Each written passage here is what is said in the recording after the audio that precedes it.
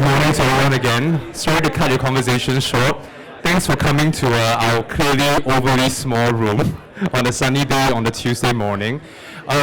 Before we start the presentation, the next panel on whether green NFTs are fact or fiction, I wanted to introduce the team that is in charge of this event today. I'm from EDB Singapore, so we're the lead economic agency in charge of helping companies to do more in Asia from Singapore as well. And I wanted to share with you that there are 12 panels on the right side here because we wanted to support disadvantaged charities and artists from UK and Singapore. So this is an NFT art exhibition that was curated by Bright Hall. If you have some time after the panel itself, please drop by, take a look at that. I think half of the collections have already been sold. All of the proceeds, 100% of the proceeds will go to UK and Singapore charities and artists. So please help support them a little bit. Thank you. Right on your right side. And at the back as well, we have if you're looking at the screen later on, they will convert your face into an avatar. Take a screenshot. If you put it on Twitter using the hashtag that we have over there, we'll give out one one Ledger wallet at the end of the day for the winner. So just a way to give back to the crypto and the Web3 community today. So before we start proper, if you have any questions about Singapore and Southeast Asia, it is actually the largest economy that region. It will be the 4th largest economy in the next 10 years. So there are lots of UK companies who are really exploring opportunities in that space. If you want to find out more concretely, how do you find your first partner, co-innovation friend, investor, or customer in our part of the world? We have 2 full days, 13 panels back-to-back, all the way until this evening. So if you have any questions, come up to anyone with the Singapore badge. We'll be happy to direct you to the relevant panels, introduce you to the speakers, answer some of your questions about Singapore as a tech for good hub, business for a good hub for the region. Now, without further ado, I think we need to ask ourselves some tough questions. The previous one was about the future of crypto, and now we're going to ask ourselves, can NFTs be something that is green? Is it even possible in the first place? So I want to introduce our panelists, Matt as well as Karina, who's going to come out on stage right here. Karina, thank you. Yeah, whatever you wish. Yep. So they're going to be our stars for today, and Matt, thank you so much for facilitating this conversation. We're all looking forward to you. Hello everyone, thank you for joining us this massively oversubscribed event. I thought everyone would be outside enjoying themselves, but no. We are here to understand NFTs and climate change. Do they go together? Do they not? Before I start, I just want to get a sense of who's in the room. Who's like deep into crypto, works for a crypto project? 1, 2, ooh, very nice. Who is like sort of crypto curious? They're kind of like, oh, stuff about crypto, I might come and see what that's like. Okay, and then who's like, why am I here? It's really nice outside, I shouldn't be here. One person, that's always good.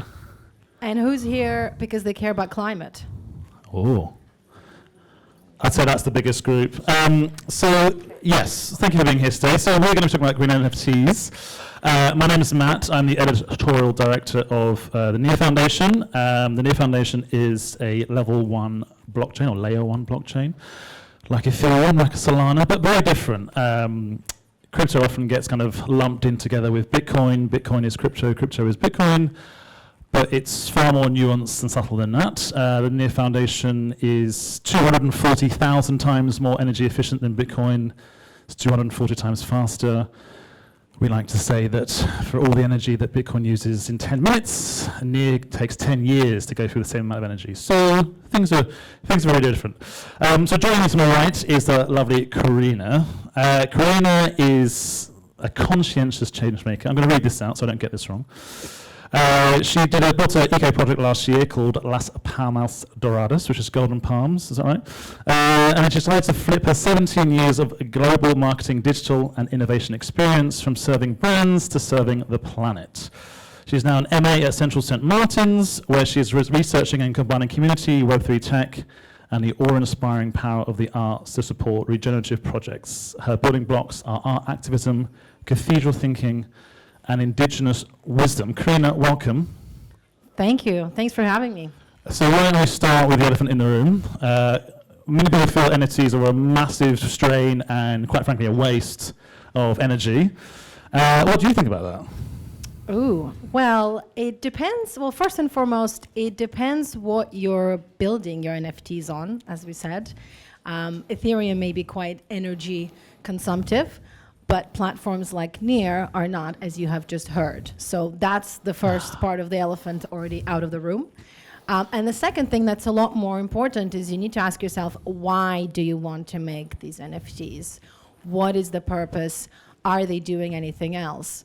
There is this kind of thinking that, NFTs are these JPEGs, these pictures, these profile pictures. What's this all about? Yes, there's that, but there's also an opportunity to think in very innovative ways about what these digital assets can do in the real world. And the reason why we haven't also explored as much of it is because we are still thinking in older legacy terms. I come from advertising and marketing background, and a lot of the creators and kind of marketers and, strategists right now, they're still using older knowledge that we have used for the past 10 years. So the new user journeys are being developed and tested as we speak. So I invite you to really think about what's the end result that I want to do with this. And one of the end results that I'm playing around with and other climate-focused NFT creators are surrounding the benefits for the climate and ecology. I mean, we can get into it. You can. Later on. We will. And for reference, we have some slides on the board. So some of our panelists couldn't make it today, but we were trying to bring a group of people building on Near who are building not only NFT projects, but projects more broadly that explore climate change using blockchain as a tool. One of those is Paras. It's a NFT platform built by and for artists, but it's also doing some really clever things.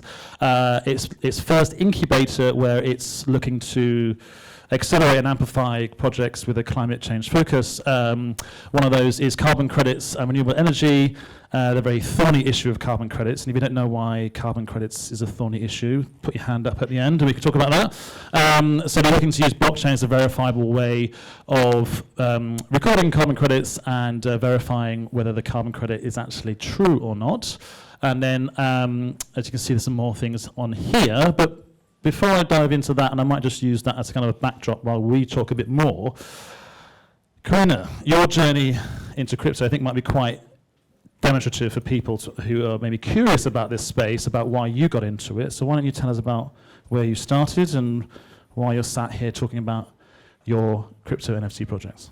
All right. I think there may be a next slide might touch on that. I think, if I'm right, no, the one. Well, that's Emergence, which is one of yours. Yeah, that's the second one. This is it. So we can start here. Yeah, yes. We can start here. So as I mentioned previously, my background, 17 years plus in traditional marketing, innovation, brand building roles around the world. I have this background. And for the past 5 years, most recently, I was a director of cultural insights and trends at a large spirits company. So my literal daily job was to be in the future and bring the future to the table to convince brand VPs to get on with the times, and do something about it. So as I was doing that, the two glaring things that I saw over and over again were climate and crypto as the biggest opportunities for innovation and change making, and also the real need to. So that's where I started, and that's what's been on my mind. And a year ago, or around a year ago, I was lucky enough to experience natural degradation firsthand. I saw fires in the jungle. I saw rising sea levels, jumping up 5 meters in a couple of years. I saw so much plastic in the biosphere, like a natural park reserve, that I was very extremely moved. I mean, to me, this was a very personal, sad experience, because here in the city, we don't see that. We look at statistics, we look at reports, we look at charts, we look at headlines, Twitter feeds, and that's what we think. We think we know what's going on with climate and nature. But when we see it ourselves, it really touches a different part of you as a human being. It really kind of kicks you at the heart, and you think, whoa, So I was there looking at all of this thinking, what am I doing with myself? Selling X, Y, Z, flying around the world, constantly talking and not really creating or doing it myself. So I thought, I'm gonna try and do something about this. What can I do? And the first thing I started creating art, because that was the only logical thing to do at the time. In the kind of lockdowns and the pandemic world, I started working with the natural elements that I saw, trying to reconnect with nature and trying to figure out what it is that I can do. And I started that in order to communicate the climate problem, because climate has a communication issue. People really don't know. People are, research shows, I researched this a lot, research shows that people overestimate the actions that don't move the needle and underestimate those that don't. And also, if I quiz many of you in the room, I bet you won't be giving me the same answers to the real challenging issues. So I thought, with this artwork, I'm gonna communicate the necessity of doing something and combine factual information, i.e., I am a trained researcher, so I actually looked at all the climate data and combine that into emotive and emotionally resonant works that can hopefully connect with the heart of the viewer and communicate the message. So to me, that's kind of the most important thing. Ecological awareness, consciousness, right? Let's raise that first and foremost, and then let's do something about it. So that's where the second project comes in, and I'll talk about it in a second. Lovely. And I think you touched upon something really interesting there, which was, the title of this talk is, green NFTs, fact or fiction. And I think there's something, you touched upon the idea of climate has a communications problem. And I'd say it's probably, crypto has a bit of a communications problem too, right? It's the idea that, people think of crypto, they think of Bitcoin, they think of energy wastage, speculation, crime, all the terrible things. What was it for you that you saw in this technology that made you think, oh, actually, this could be a really, really powerful tool for something more positive? What I like the most about technology in general, and I have experience because I fresh out of university a long time ago, I was entered the Web 2, and I was a social media specialist and very excited about the promise of, connecting with everybody and reaching everyone and the speed and access and so on. The similar ethos exists with Web 3 right now. The scalability, endless reach, decentralization, the democratization of access is fantastic. So I find very exciting. Secondly, I keep thinking that climate is an extremely complex issue. We all know this, not one person or one group of people has the solution. We all need to work together. And because of that, I thought I need to use technology. The technology needs to be a friend and not a foe. And we need to use the positive aspects of technology, which is speed, scalability, borderlessness, access, and so on, to really help amplify the project, And that's, my experience in marketing and social media and whatnot confirms that you can indeed touch millions of hearts of people, and you can reach billions of people with the right tools. So that's why I went toward crypto. Yeah, lovely. And I guess sort of crypto's version of social media would be NFTs, right? It would be the mass appeal, the lovely artworks you see around the room. And I think for anyone who uses social media here, you'll have mixed feelings about its value and its use, just as people have mixed feelings about NFTs' value and its use. So I guess a question for you, Karina, is what does NFTs have in it technologically, philosophically, that makes it prime for kind of a force for social good and less a force for social bad? It's quite a thinker, that one. But oh gosh. Well, first and foremost, I see NFTs as a tool. So first of all, it's a communication tool. Right? Like I mentioned earlier, the need for emotive communication that resonates. So you can look at, even on the screens, you can see all these bright images and beautiful work. You're getting a connection. So to the first and foremost is this awareness building piece, so to speak.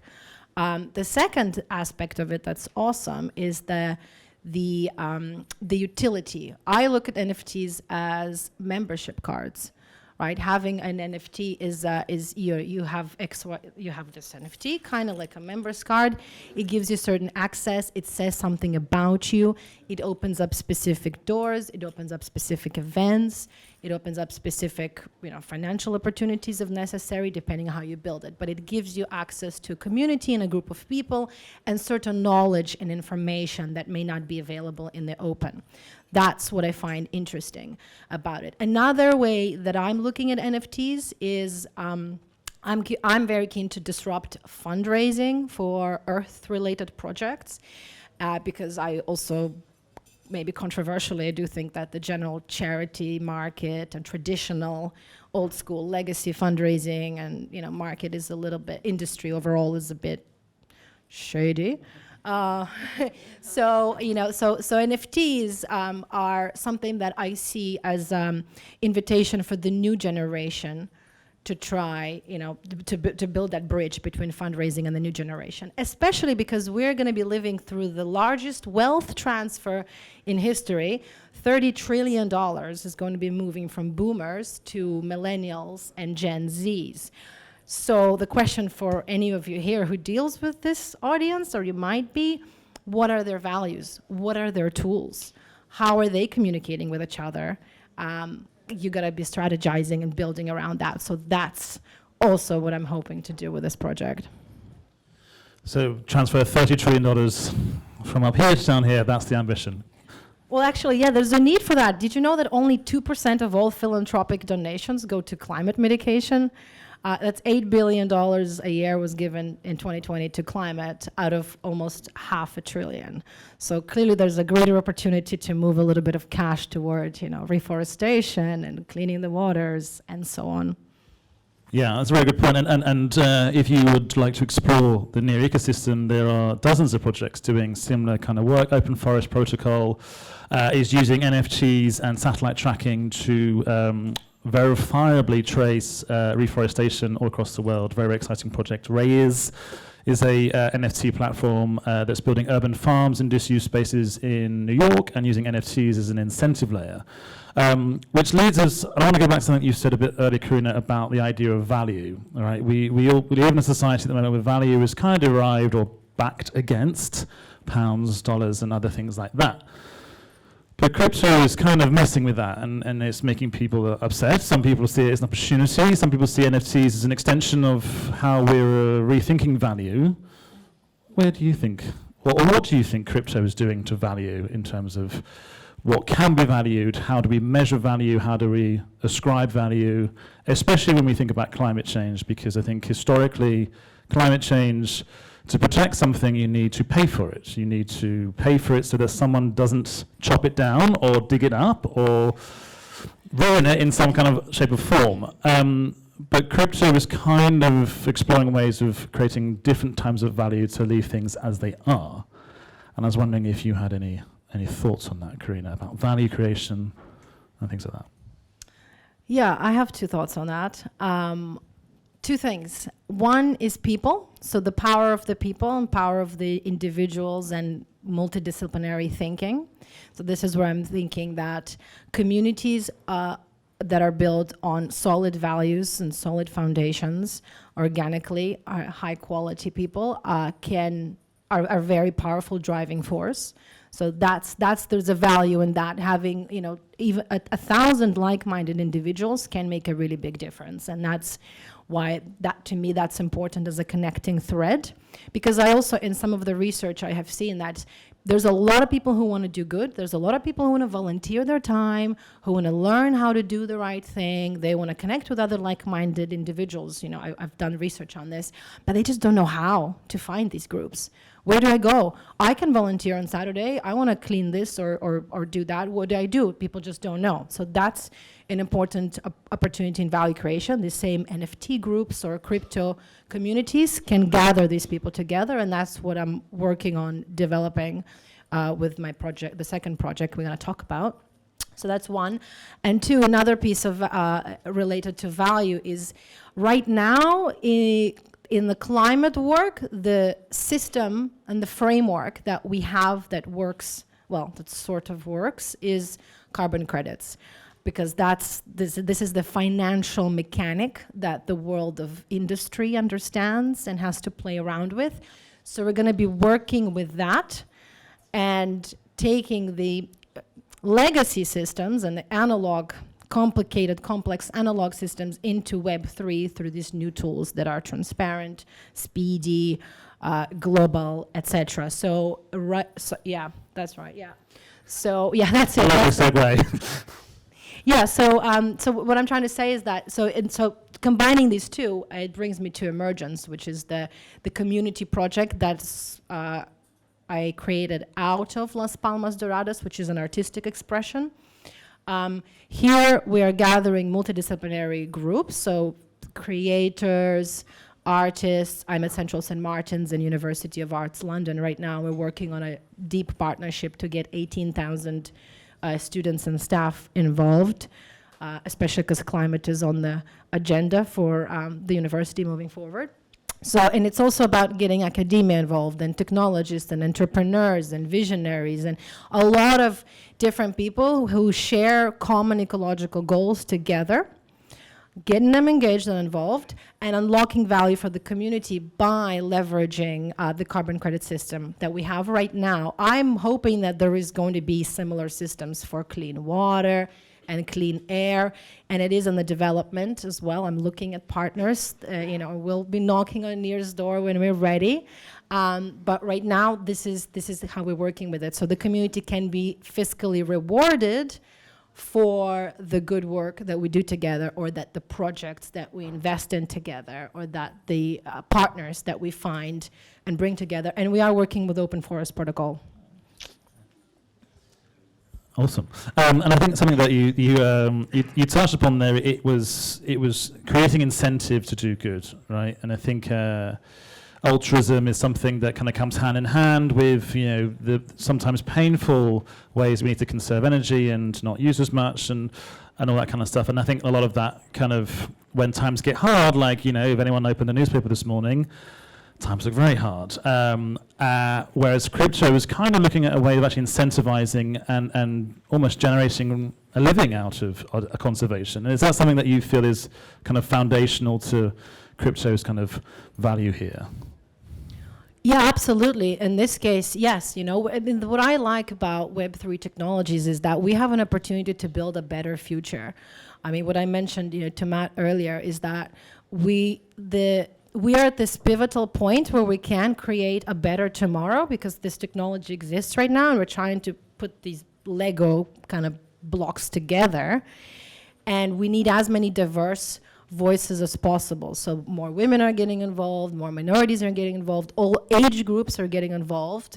I'd say I'm very lucky that I am, considered older in the crypto world, because a lot of people are very, very young, and bringing different kind of experience to build this better tomorrow and use the building blocks to incentivize the next generation, because they're quite invested in a better tomorrow. They're going to spend a lot of time in the future, and I hope it's a good one for them, rather than more and more challenging. And it's going to be more expensive. If we don't do anything about climate, we're going to lose 10% of global GDP very quickly. So things are only going to get more challenging if we don't do it. So the conclusion there is crypto can help offset some of that pain, but we need a lot more diverse voices in this space. And I think something that at the foundation, we talk a lot about the comparisons between Web 2 and Web 3, is that what Web 2 did is it had whoever got there first tended to get first mover advantage, and the systems and the things that they built tended to reflect the worlds that they lived in. Whereas Web 3 is still so early in its development, there is an opportunity for diverse communities, ethnicities, genders to shape and be part of this space. And I'd like to invite anybody here who's interested in learning more about that, how to take part in things like what Karina's doing and how to take part in the foundation. Come and grab me or grab Karina, and we can talk about it a bit more. I'm aware of the time, and I'm wondering if we open it up to the floor so people can ask questions. Would that be... There's a question already there. Lady in the coral, lovely colour. Does she need a microphone? Does anyone want to pass, or are you just going to shout it out? I can shout it out. All right. Thank you, Karina. Thank you for talking about communities. That's actually the first has talked about communities in relation to the NFTs. I got two questions for you. First, when you're saying that we need to think about mechanisms that would facilitate the transfer of the capitals from boomers to millennials and Gen Zs, what kind of education are we thinking about providing the boomers? Because I also work with communities and NFTs, and there is a lot of pushback from this older generation that we have. Many people have a very valid argument. Why do we need yet another thing elongating the funnel, which is NFT and crypto for now, while we can use the old tried and tested tools to work with? My second question would be about your Las Palmas Doradas. What kind of extra bonus do these artworks, these NFTs bring to the potential buyer, to the potential collector, in terms of working with the climate change issue? Thank you. Okay, I hope I remember all of it very well. May need to ask you again. Thank you. So the first question about the boomers, I did not mean that we need to educate the boomers to teach them how to do this. I meant that they can transfer the wealth however they would do, usually through generational inheritance journeys, whatever they are. I meant to say that in order to get access to some of that, we need to design for the needs of these millennials and Gen Zs and their values. And we do know that they care about the environment, they care about justice, they care about equality, they care about a number of things more so than other generations. So they will find the way. So I didn't really think we need to, educate the boomers that don't really want that. Those who care and want to please, everybody's welcome, and I'm sure their opinions would actually be really useful for UX designers and whatnot. But if they don't want to do it, let us focus on the generations that will be making a difference for decades to come. And the second question was about the benefits, right? So right now, the benefits, so I'm working with Mexico Tourism Board, so the representatives here, who are very much concerned with preservation and conservation. And what I'm working on is designing a project to give back to the geographic area where the project was born in Quintana Roo, the Siancan Biosphere Reserve, that's what it's called. They need a little bit of work on planting the mangroves, which actually absorb the most carbon out of all the other plant species, FYI.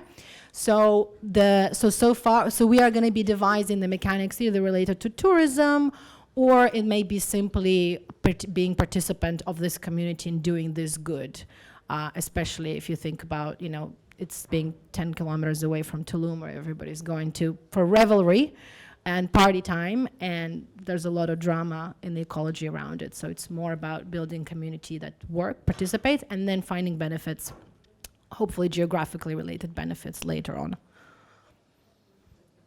This man here. Thanks a lot. I came 10 minutes late, so you may have covered that already, so apologies. You mentioned the community work in relationship to carbon credits.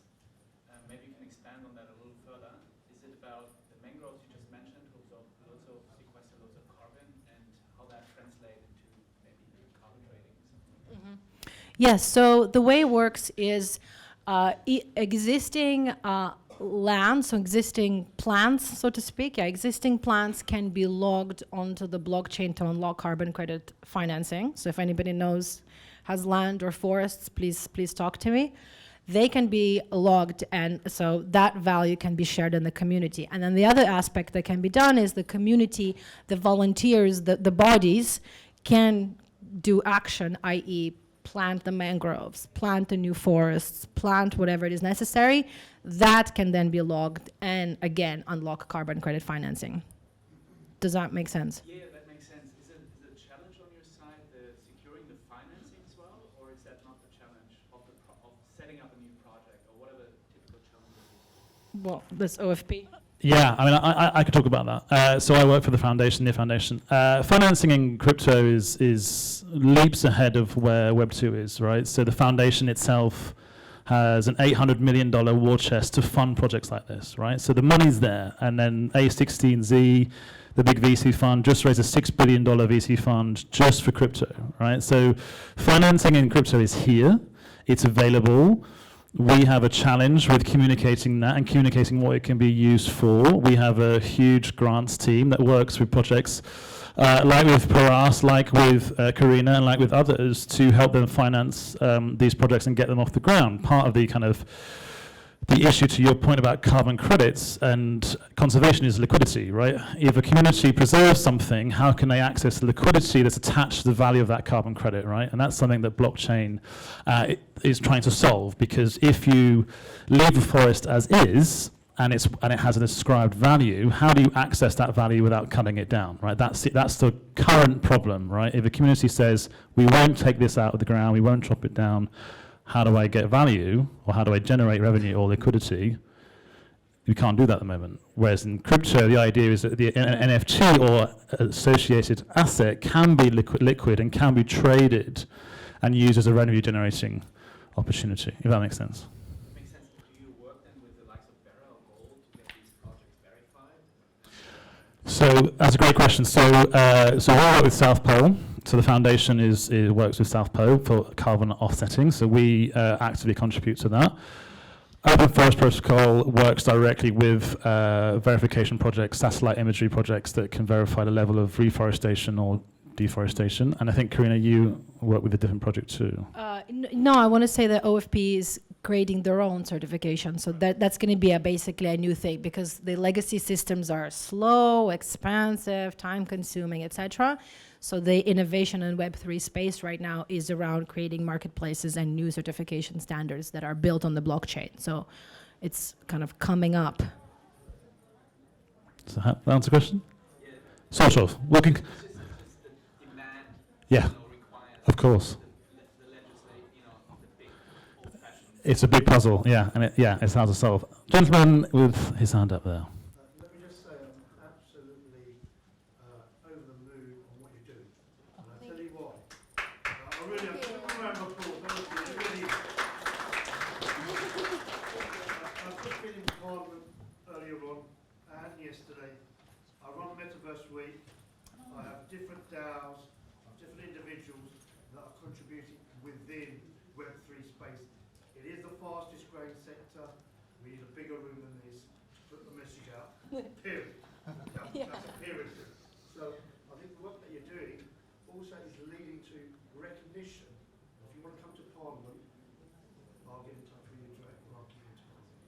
Simple as that. Thank you. Thank you. Let's Thank you do very it. much. Yeah, and something you touched upon, DAOs is a whole other subject that we could talk all day about. And DAOs with climate change issues are really, really integrally linked, because what DAOs do is they give people voting rights and power to decide on how funds get spent, what projects are for, what they invest in, what they don't invest in. NEAR has the largest DAO ecosystem in the world because we built super simple DAOs that you can set up as quickly as an email address. You want to build a DAO, you want to give people voting rights, you want to set up treasuries, you want to set up legal entities. We have legal experts in the foundation who help people do so rather than setting NEAR. But to your point, DAOs and NFTs and green stuff, very important. Thank you for your question. Any more questions? There's a scratch of the face there, that's not a question. Back to Lady in the Coral. How exactly is NEAR more ecological than Ethereum? Great question. So two things. One is carbon offsetting. It's the best solution that we have to offset carbon. So the foundation has to submit all its financial reports, all travel documents, all equipment manufactured, bought, anything that we contribute to the economy we have to report on, and it has to be measured and verified by South Pole. So I think last year we generated 174 tons of CO2, which we offset 3 times over than we did. Ethereum Foundation does not do that. And the second way NEAR does it is through the technology that it's built on, right? So for anyone who follows Ethereum and consensus mechanisms and consensus protocols, Ethereum at the moment is built on a consensus mechanism called proof of work, which is the same as Bitcoin. It is incredibly energy intensive. It is massively wasteful. NEAR does not work on that platform. It works on something called proof of stake. So it means that every piece of energy used is actually used to directly secure the network rather than a competition to see who gets to the right to secure the network. So Ethereum is moving to proof of stake, and we're big fans of Ethereum. We have lots of friends in Ethereum. But the energy efficiency of the network of Ethereum compared to NEAR is no contest. We are, as I said, 240,000 times more energy efficient than Bitcoin. I'd say we're several thousand times more efficient than Ethereum, and will be for the next 5 years, yeah. Safety and protection. So the security protocol, yeah. So we have 100 validators that currently secure the network, which is fewer than Ethereum. So the argument is that we're less decentralized than Ethereum. The protocol roadmap this year is to increase that number to 500 by splitting up the duties of securing a network to smaller and smaller chunks, because we use, and forgive me for getting into the weeds with this, a sharded blockchain where we can separate the sort of logbook of all transactions into multiple chunks and give people the right to verify those and a living doing it. So we're on a road to becoming more decentralized, not as decentralized as Ethereum, but for us, the scalability and usability was more important at this stage than that. But I thank you for your question. Gentleman over there. Are those NFTs, do they contain artwork as well, or are they just a kind of investment asset for investing in these regeneration? Oh yeah, no, the idea is high quality artwork that also, yeah, that was the first port of call. That's kind of the step one, right? Because, I think about how do we change human behavior? And we change it through emotions. 90% of our actions are guided by emotions. And art, by its very design, is a subjective communication that reaches emotion. So I'm baking facts and climate data into it and collaborating with artists. I am at Central St. Martin's after all, collaborating with artists to innovate the art as well. So it's not only is it a beautiful artwork that you can play on your screen, it's also a membership in the community and doing good at the same time. 3 in 1. I think that's one of the sort of tragedies of being a human is that doing good for the climate is not kind of cool. It's not something you post about. And I think that kind of using the artwork in that way is the hook. And it's also easy because you know what, old dog, new tricks, like it's so hard to change human behavior. Like research shows that there's a big gap, there's a say-do gap, as they say. So you say, oh, I care about it, I do it, and actually you don't really do it. So we'll do it. Just, join in and be part of it. Yeah, that's a great point you made, like the idea of, and I'll come to you in 1 second, that at the moment, fighting climate change requires you doing something difficult, or spending money to offset, or to not use something, or to not buy something. And what blockchain is trying to do, to Karina's point, is to take the existing emotive connection with thinking and doing, and giving it a value, right, that you can earn and own, right? So the idea that with things like Open Forest Protocol is you can buy an NFT that represents a parcel of forest, right? And the idea is the forest captures a certain number of carbon every year. That carbon then gets ascribed a value. The more mature the forest becomes, the more carbon it sucks in, therefore the more valuable the NFT becomes, right? So the idea that you directly tie financial incentive with fighting climate change hasn't really been done before in Web2, or has, but hasn't got very far. And another thing you can also do with this, that's also in the works, that's in the roadmap, is to use NFTs as fundraising mechanisms to gather a kind of a war chest, a little pile of money to then buy land to conserve. That's already happening with some projects on Ethereum, though terrible. But there are, we're thinking of other ways of doing it. And then you can buy this land and the community owns it and you can do whatever you want with it to preserve, keep it, plant, build, etc. That's another, that's already happening as well on a small scale. So we'll see how it works out. Gentleman here. Hi, Near Foundation. Yeah. I've seen it everywhere. Oh. And the big thing that's got me is what's the level of consultation, possible mentorship that the Near Foundation provides if you have an idea. So you've got this great idea, and you go, right, this has got the possibility to be an NFT, then a DAO, and then you're led through it. I've seen it. It's almost too good to be true. You can explain it now. Of course, yeah. So one of the key reasons the foundation exists is to do that, right? Is to help people who have an idea, and you don't have to be a developer, you don't have to know Web3 coding languages, you don't have had to have built a company before. Actually, the majority of people who are starting businesses on Near haven't done that before. We have huge communities in Asia, Vietnam, China, the Philippines, India, who see the potential of this stuff and they go, where do I start, right? So they come to the foundation. The foundation has a grants team, lawyers, access to separate VC funding, and basically you kind of go through a bit of a mini accelerator. Near doesn't take any equity from your business at all. It funds it through grant funding. So the idea is that you can go from zero to startup by just coming and speaking to us. Of course, yeah. So what the foundation tries to do with every project is, if it's a no now, it's here's the 3 or 4 things you need to do, and come back to us, speak to us again. And for the foundation, we're kind of, even though we have our own blockchain, we're actually agnostic in terms of where you build, right? Because we believe it shouldn't matter what blockchain you build on. The idea is that assets should flow freely between all of them, right? So you can build on Ethereum, and you can run your back end on Near, which is faster, cheaper, more carbon neutral, and still have a presence on Ethereum, still use Ethereum's community. We don't really care. Like, for us, the future really is not just us. Our job is to basically work ourselves out of the job, right? Give away all this money. You guys have all built these amazing projects, and then we can go, job done, no need for the foundation anymore, right? Which is very different from when you think about companies today, right? The companies today is to maintain advantage and control and power over the communities that it's built, but the foundation's role is to really give it away, all right, and to help people who've got an idea, don't know where to start, may not know a developer, may not see crypto as for them, and just try and help you work out whether it is.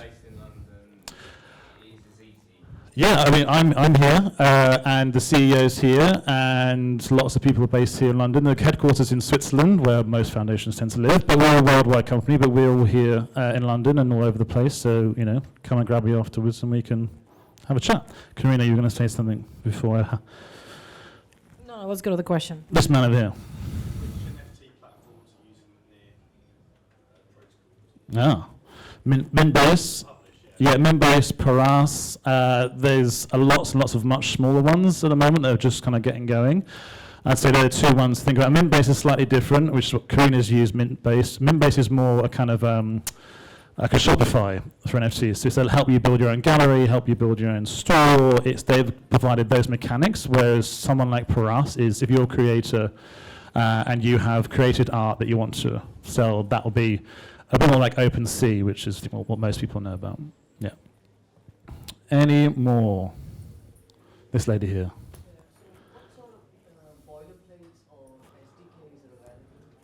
What sort of so the question is, what sort of boilerplates and SDKs? When you say boilerplates, what do you mean? Yeah, so we have lots of sandboxes where you can come and play. You can, if you know JavaScript, Rust, or WebAssembly, you can build and deploy on Near, which gives you access to Ethereum, Polkadot, Terra, loads of places, right? And so we have lots and lots of little places where you can experiment, learn. We have developer office hours where you can ask any question you want about how this works. We are building a much, much bigger education platform. We already have certified developer platforms to help you get started. And if you go through those and you come out the bottom, there's a massive jobs pool waiting for you. So if you want to change your careers, if politics is not doing it for you, sir, and you want to become a Near developer, he's not listening, then you can, right? And there's a job waiting for you at the end. Karina, are you going to say something? No, I mean, I'm looking at the time. I just want to say, if you want to follow Emergence or myself, Yes. look Emergence XYZ on socials, and I'm on LinkedIn, Karina Abramova, and on Twitter, the Karina_A. Just wanted to say, if you want to stay in touch, there's lots of cool things coming up in the future, including a whales planting project in autumn and art show at the end of the month. Amazing. And Near Foundation, I'm here, near.org. You'll find the website, it's very easy. You email hello@Near Foundation and someone will respond to you. And I hopefully see you on this side of the fence talking about your projects, really lovely people. I want to thank Karina for joining me today. I want to thank all of you lot for sitting in this very hot room and ask some questions. And